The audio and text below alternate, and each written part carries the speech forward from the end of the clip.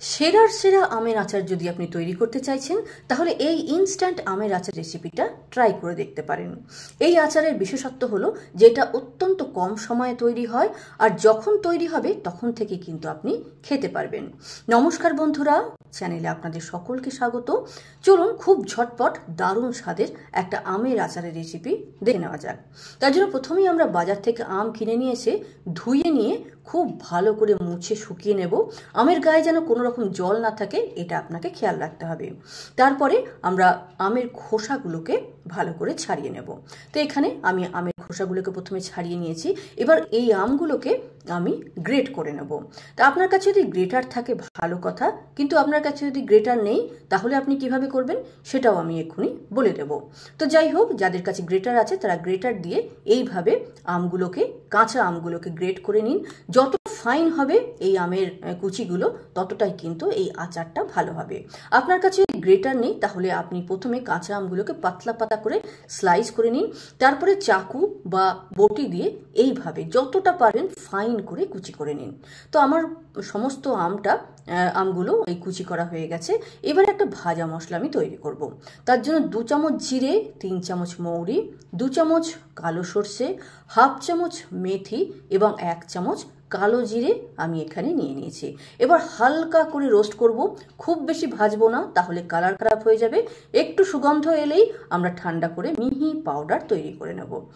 1 cup সর্ষের তেলকে একটু গরম করে নিয়ে 1 চামচ হিং তাতে দেব। একটু চুটপুট করলেই নামিয়ে তেলটাকে আমরা ঠান্ডা করে নেব।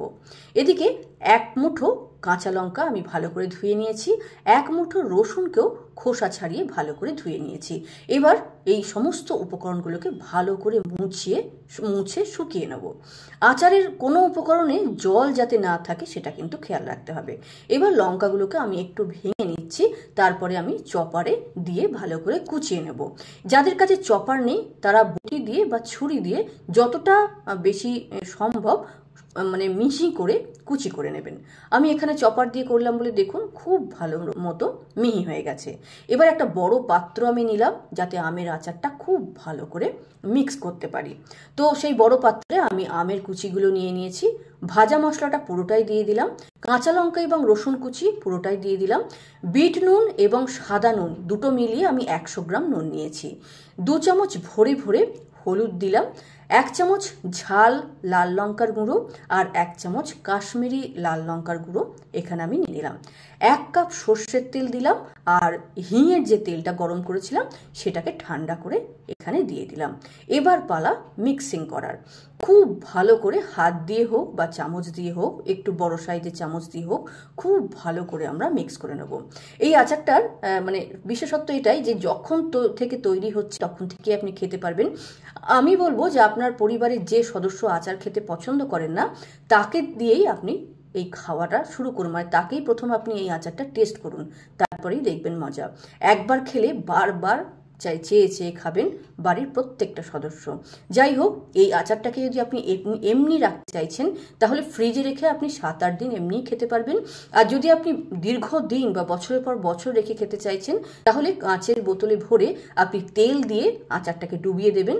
মাঝে মাঝে, এখন শুরুতে 5-7 দিন রোদ দেখান, তারপরে মাঝে মাঝে রোদ দেখাবেন আর মাঝে মাঝে চামচ দিয়ে একটু ওলট পালট করে দেবেন। তাহলেই দেখবেন বছরের পর বছর এই আচার ভালো থাকবে। যদিও এই আচারটাকে বেশি দিন রাখা যায় না, তার কারণ যখন থেকে তৈরি হবে তখন থেকেই কিন্তু বাড়ির লোক এমনভাবে খেতে শুরু করে যে খুব তাড়াতাড়ি বা খুব কম দিনেই শেষ হয়ে যায়। যাই হোক, আচারের রেসিপিটা কেমন লাগলো অবশ্যই লিখে জানাবেন।